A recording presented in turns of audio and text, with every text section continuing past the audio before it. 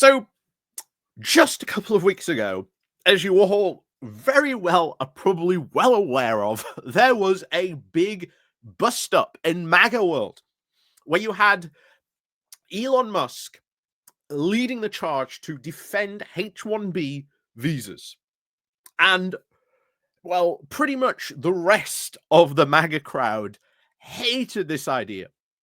They hate H-1B visas. In fact, Trump originally ran in 2016 and tried in 2020 to get rid of H-1B visas. And then, because I'm totally sure this has everything to do with the fact that, Elon Musk is currently funding Donald Trump and the Republican Party to the hilt, bear in mind.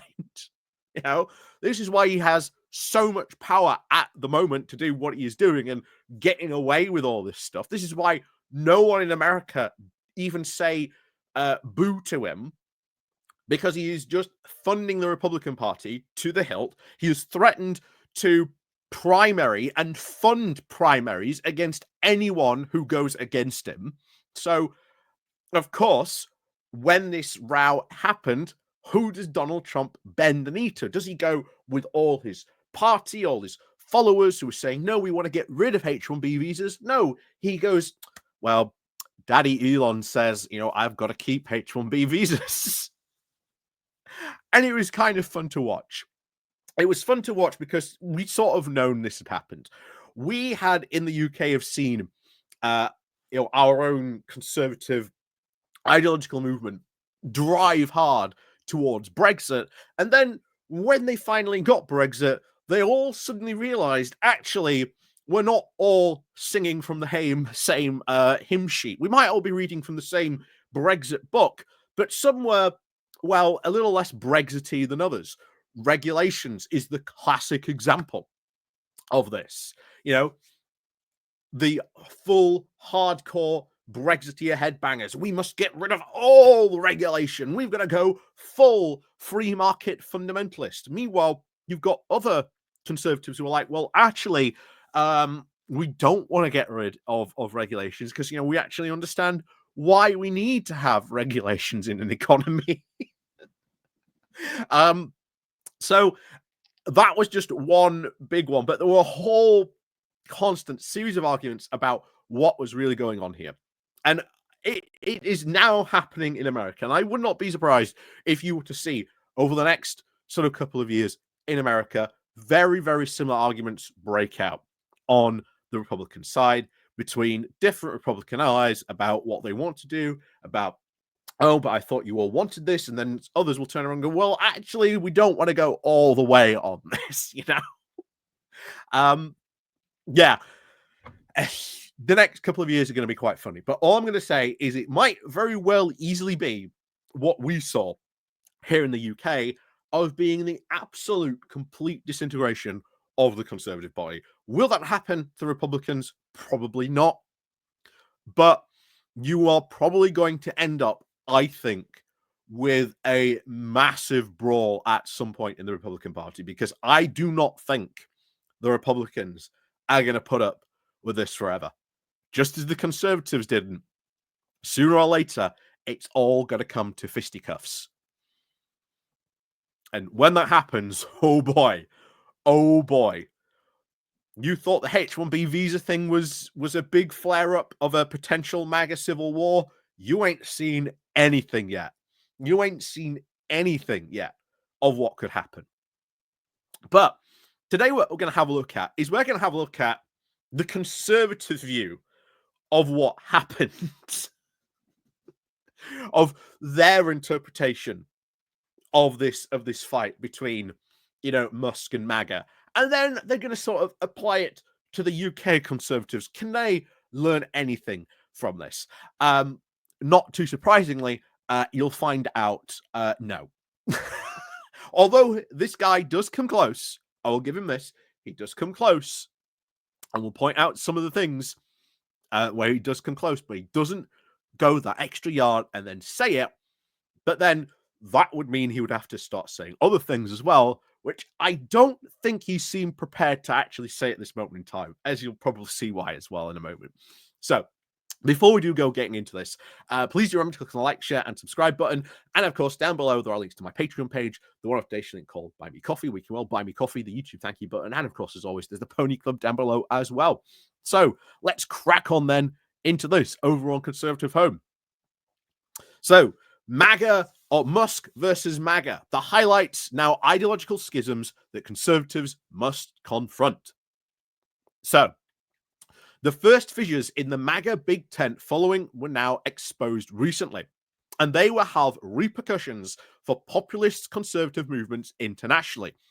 I wouldn't say internationally. There's a lot of these faults in this right-wing populist movement that have been there forever, since the very day one.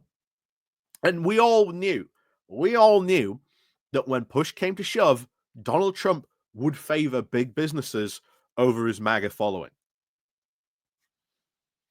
It's just the first time it's ever really happened, first time it's ever really blown up. So this spat, of course, blew up, he continues with, was over immigration. President-elect Donald Trump appointed Shima Kazan as an advisor on artificial intelligence, and sleuths were then quick to bring up Deshaun's old traits, sponsoring the removal of green card and work permit caps on foreign workers.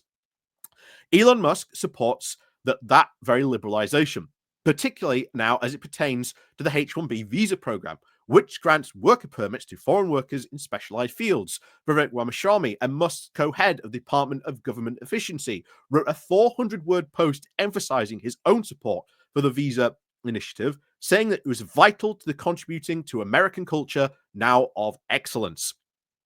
And I'm also sure it has nothing to do with the fact that both Musk and Vivek have abused this program to get foreign workers, these highly skilled foreign workers, and then abuse that to make them to exploit those workers. I'm totally sure that has never happened.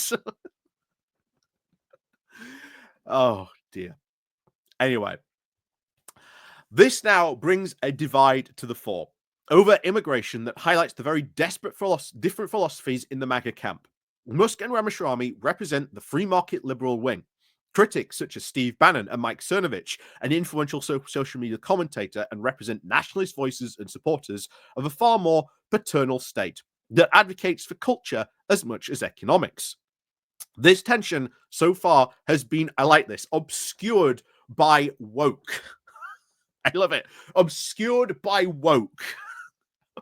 A gift from the left wing in uniting different political standards behind a common enemy. Woke never came from the left. Woke never came from the left.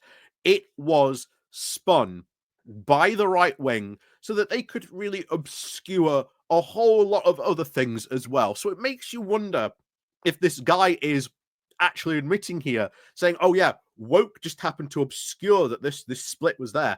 What other things does this guy think that other things that this woke fog is somehow obscuring from the other ideological fixtures? Because I'll tell you what, turns out so too there must have been a clear Brexit fog as well, because when all these Brexiteers got into the reality of this, they soon quickly realized, oh my, those guys are on the other side of the chasm compared to us. that can't be good. Anyway, so this woke was a gift from the left in unifying different political strands behind a common enemy, and aided by, of course, a lazy mainstream media labeling all disruptive politics as far right or populist, in a fractious categorization that lumps in Javier Milei's anarcho-capitalism with Marine Le Pen's economic nationalism. I hate to tell this guy, that's not lazy. That is, scholarly right. Both those positions are far right positions on that. And Javier Milei and Marine Le Pen have both engaged in populist language, populist rhetoric to do that. So that's not lazy. That's right. And that's this guy just really highlighting his probably love for probably policies that Javier Milei has brought in, which is caused Argentina to rocket up inflation, hugely. Poverty off the charts, literally, in Argentina. And like I say, I don't think Javier Milei will last, shall we say. I don't think he's going to be a two-term president over there.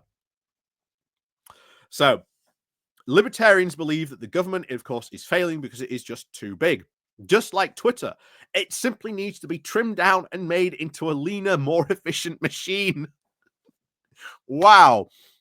Remind me, my friend, how much Elon Musk bought Twitter for and the price of it now. Yeah, totally a more efficient site than before, right?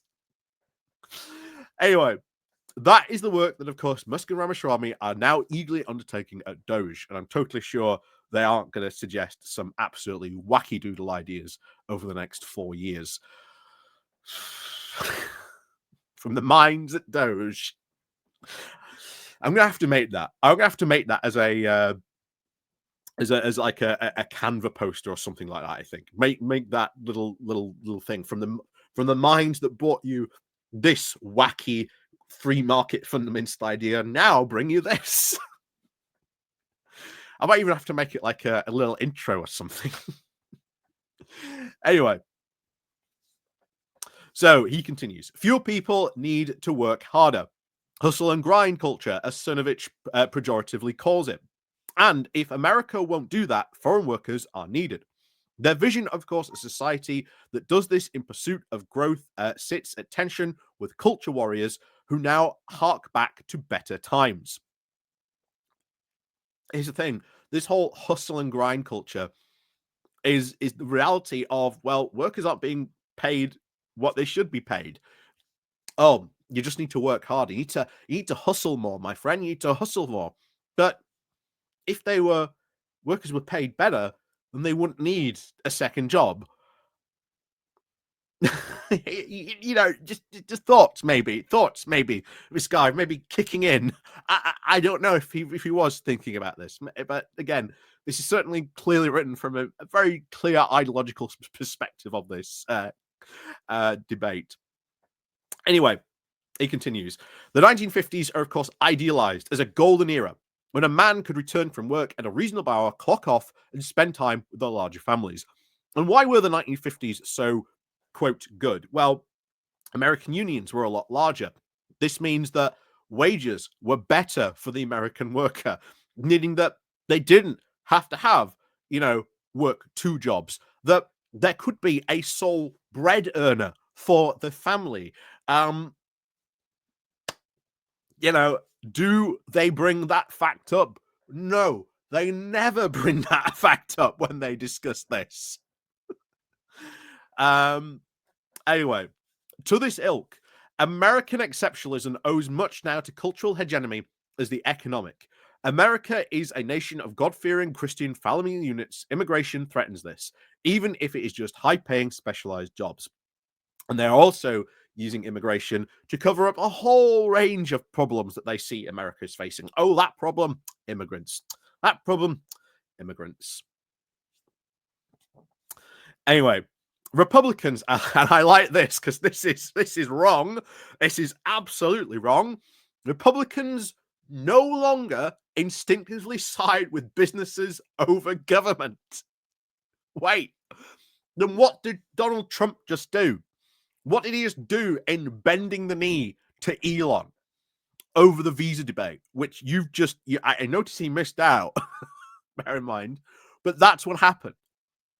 So Republicans went with business. They went with business instinctively over government.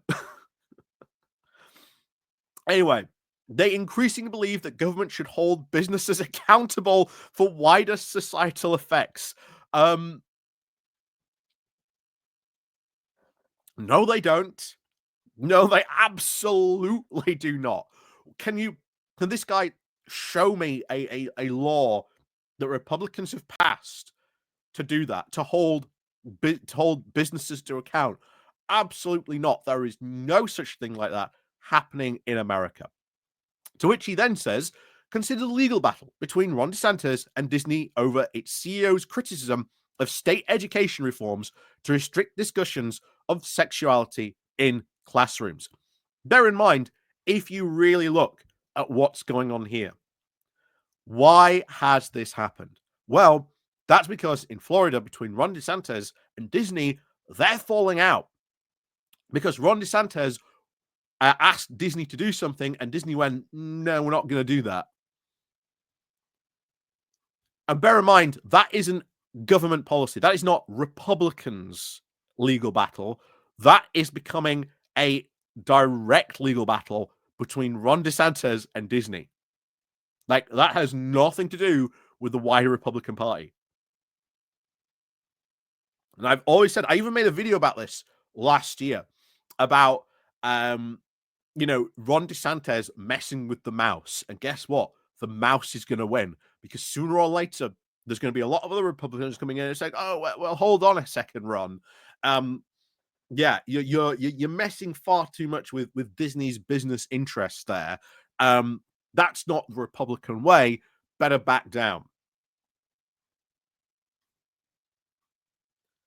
Bear in mind, we're also seeing a lot of these, quote, anti-woke things that Ron DeSantis imposed in Florida now being start to realize, oh, actually, that's quite bad. Like the book banning, realizing that, oh, actually, this book banning thing isn't actually good because turns out a lot of our ideologically books that we really want, kids to read are also being caught up in these book bans, and we can't make these children read these because they keep on getting banned. So book ban being undone. A lot of the stuff that DeSantis has done in Florida is being really looked at as why did we go along with this? Like, what why did we do that? Why did DeSantis do that? Why did he do that? But bear in mind, Disney has huge power over Ron DeSantis. Disney is something like, it's something absolutely insane that they are like the biggest employer in Florida. And it is something insane. Not only that, but they generate a lot of tourism for Florida as well. If Disney wanted to, they could cause a lot of problems for Ron DeSantis, and Ron DeSantis would back down in a heartbeat. In a heartbeat. Because Republicans will always side with businesses. It just hasn't got to that stage yet. But trust me, if Disney made that threat, oh boy, would DeSantis bend the knee to the mouse then. But anyway, back to this. Pardon me. Republicans are, of course, not content to let the free market rule. No, Republicans are absolutely content to let the free market rule. Has this guy even looked at what Republicans believe and what they have said? I don't think so. And allow companies to preside over their ruin, over their own ruin under the quote, "Go woke, go broke." Go woke, go broke has never been a thing. It has never been proved to be true. No company has ever gone woke and gone broke.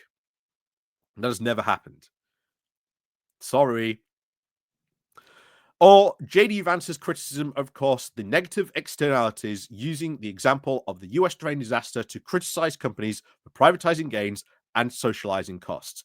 Or you mean how the fact that Republicans took away regulation that would have stopped that US train disaster at the expense of privatized gains? And the Republicans rallied for that. They championed for that. That particular Republican Party. just what? What? This guy, I don't think has really examined the Republican Party properly. And then, of course, there is manufacturing. Protectionism is, of course, one of the key tenets of Trumpism. Adam Smith's comparative advantage no longer holds sway with the GOP. Except they've never gone in all in for this protectionism. Even under Trump's first term, Trump outsourced, even though he spoke about this, Trump outsourced far, far, far more jobs in America than any other previous president. In fact, Joe Biden brought back more jobs to America than Trump even ever created. And guess what? We are probably going to see that with the next 4 years of Trump. Again, so much for that protectionism being one of the key tenets of Trumpism. This guy doesn't know what he's talking about when it comes to American politics. And bear in mind, I'm not an expert in American politics, but I know enough about it that what this guy is talking about when it comes to American politics is complete hokum. Anyway, Trump, of course, has sided with Musk over the recent immigration debate, but the two, of course, may still lock horns as Trump's now attempts to return well-paying manufacturing jobs to the US. Did he do that last time? No. He did not do that last time. So how, of course, does this square with Musk, who relies on China in the Tesla supply chain? Let me tell you how that looks. Trump will say to Elon, I'd like to do this. Elon will go, no, that will affect my bottom line. Don't do that. You know, just like the reason why Trump sided with Musk over the visa thing. But anyway, enough talking, of course, about American politics. He now goes on to the UK. So he starts off with, what lessons does, of course, this hold for the Conservatives and Nigel Farage's surging Reform Party? The right is, of course, no stranger to awkward coalitions, having held together the industrial heartlands and Daniel Hannan's Singapore on the Thames brigade to win the Brexit vote and the subsequent landslide under Boris Johnson. But then that proved fleeting. Why? Because, first of all, in that, quote, industrial heartlands and the Brexit vote, they lied to people. Of course, we were going to bring about this golden age of British manufacturing, but also at the same time, Singapore on the Thames. And that's why they wheeled in Patrick Minford. Patrick Minford was introduced at the exact same time as Daniel Hannan. Daniel Hannan, the brain of Brexit. Any questions you had on Brexit, Dan was the man to answer. Meanwhile, when it came to the economy, Patrick Minford was meant to be the guy. But then they realized what Patrick Minford was saying when he was saying, oh, actually, yeah, if we do Brexit, British manufacturing is going to die. Yeah, quickly wheeled him back into his cupboard. and quite frankly, hasn't really been since, because they realized what he was talking about. Useful, of course, during the lead up to Brexit, because he would talk about all the wonderful free market economic stuff and how amazing it would be. But when, he started explaining the detail of what was going to go on, then they realized, oh, actually, that's not very good. And then, had to quickly get rid of him. Again, that heartlands vote between, and the Boris Johnson. Well, Boris Johnson could not do that. The Conservative Party did not go in on that. They said they would, they lied, and then didn't follow through on their promises. Why do you think that coalition fell apart? Because they didn't follow through on their promises. So, he continues. For now, Kimmy Badenoch and Farage have now resisted outlining any grand visions. And that is what is the undoing of Kimmy Badenoch right now. Just as Keir Starmer allowed the Conservatives to implode, so the opposition can now sit and wait for an ongoing economic malaise to steep in the electorate's outlook. And of course, the good news is that there are some. I like when he goes on into this, because this is this really shows his ideology. This guy is again a free market fundamentalist. Just this very line, or this paragraph shows how free market fundamentalist this guy is. So, and the good news, he says, there are some quick wins unavailable to the Republican coalition. The talk of resurging manufacturing in the UK is redundant until the exorbitant energy costs are addressed. Again, he's not wrong. Energy costs are high. The government should be doing, something to bring them down, and they are.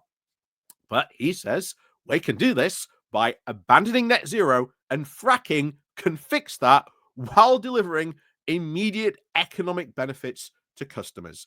That is short-term liberal, free market fundamentalist thinking. Oh, we can go into fracking, but what about all the problems that fracking will create? Not only that, we can get energy if we build all that net zero stuff. Yeah. That will help, improve British manufacturing. It will deliver, to economic benefits to customers as well. And that is with net zero. But no, get rid of the net zero stuff, just go into fracking. Sorry. Yeah. He's revealed his hand at that point of where this guy sits for his ideology. So, immigration is also far less nuanced than in the US context. Voters there, of course, debate the benefits of high-paid foreigners entitled to few, if any, state benefits. The UK is now clearly importing residents who are a net drain on the state. Fixing this to now reduce ridiculous long-term sickness benefits and the government employees' perks will be popular with everyone in the private sector. Then, how do we get people to work in the government then? Do we pay them more? Because as it always has stood, is that the government jobs might not always be the best paid, but the benefits are why people work a government job, most notably for the pension. But the private sector pays a lot more. Maybe if the private sector wants to get more people, maybe they should look at giving people more benefits. Maybe paying lower workers more. That's not necessarily the government's fault. Maybe that's the private sector's fault right there. But the Conservatives also have a serious disdain about the size of the state. And again, they won't say what the size of the state is. They will not say what they want to get rid of it. Like, if state's too big, okay, well, what part of the state or what part or what functions should the government no longer do then? That is where they are silent, because they do not want to say that. That is saying the quiet part out loud, which ultimately means getting rid of the NHS and privatizing that off. Anyway, he continues. They are right to, of course, criticize Rachel Reeves' destructive national insurance raises, but opposition to the winter fuel payments obviously cuts necessary trade-off. And where does that national insurance go? That goes to NHS, social cost, which, bear in mind, he'll mention in a moment. But he continues, with the UK does not have, of course, the luxury of the world's reserve currency to serve ever larger debts. Erin Bastani points out that 83% of Hampshire County Council's spending is, of course, on adult social care. Where does that national insurance go? To adult social care. And maybe, of course, if we are having to spend so much on this thing, maybe getting people in to come and work is a better idea. Because guess what? Immigrants contribute tax-wise a lot more than your average Brit. A lot more than your average Brit. They are an economic good. But because of how the Conservatives have destroyed the immigration system, a lot of that stuff is now broken down. And it needs to be fixed. But he continues, there are no, of course, easy spending decisions, as demographics now increasingly turn the UK into a nation of dependence. Well, maybe then we could fix that demographic issue by, I don't know, maybe something like, I don't know, freedom of movement. I can't think, because we had that before.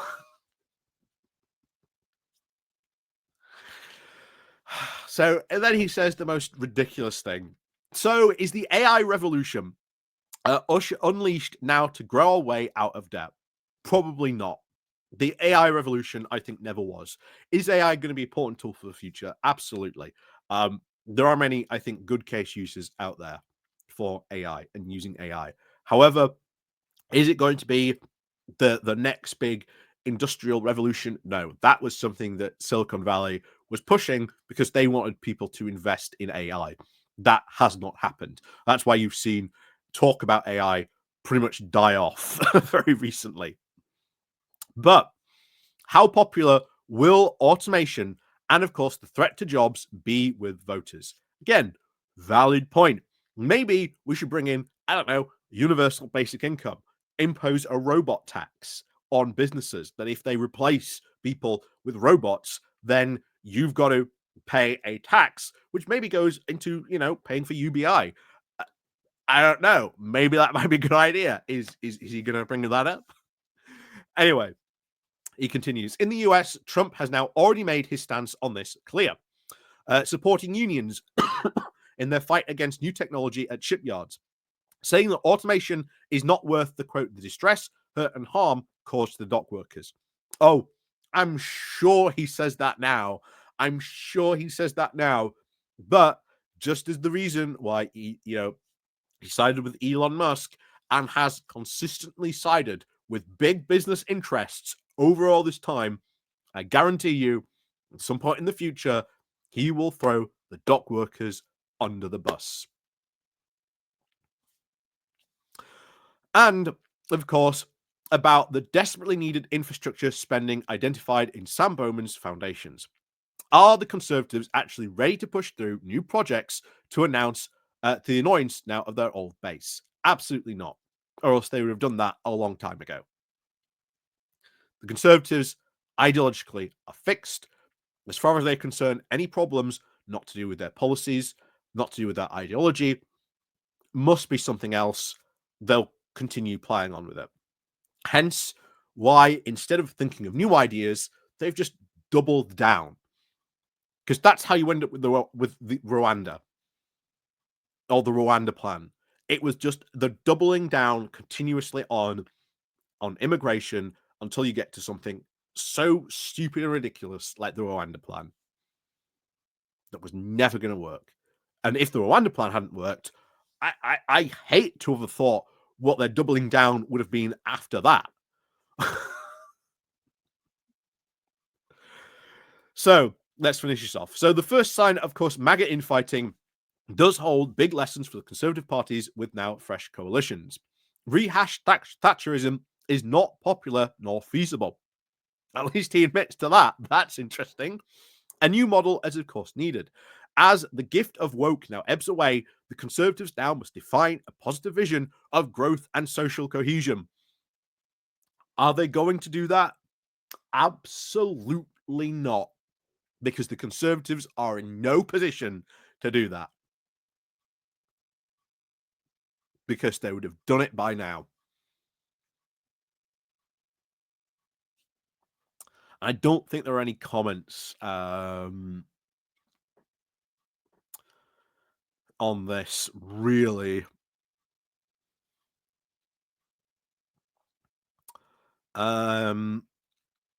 So no good comments this time, unfortunately. But yeah, I'm sorry, this guy Ralph Fletcher. That's a bad article. I think that's a bad take on Republicans as they sit as a party, what their ideology have done. I think he terribly analyzes Trump. That Trump will always side with big business interests over his base. He has done that in his first year. He will do that in the second year, and he ain't bringing back U.S. manufacturing, no matter what he does with these tariffs. If he even decides to bring in these tariffs, of course, he will always side with big business interests over his base. He did that in his first term. He will do that in his second term. And we already saw it when he bent the knee to Elon. And as he said there, oh, what about, well, if he wants to bring back manufacturing, what about, China being in Tesla's supply chain? As I said, he bent the knee again to Elon Musk. So that was the conservative take over the MAGA Musk infighting. But yeah, good luck on that. Good luck. But at least I did say he does have a point. And that point is, of course, that the Conservative Party does need to change, does need new ideology, does need new policy, but they ain't prepared to go in that direction. They are not prepared to go in that direction. If you look at how much the UK has fundamentally changed ideology-wise, Conservatives have been left behind politically. And that is why they are now fighting reform for this ever shrinking, growing voter base. That is why at the next election, they are just going to pull votes away from each other. So, as always, let me know what you think down below. But yeah, I think that was a terrible take on the Musk-MAGA breakup. But let me know what you think down below. And of course, as always, there's a Patreon page, buy me a coffee link down below, YouTube thank you button, Pony Club as well. And of course, as always, we'll see you all next time.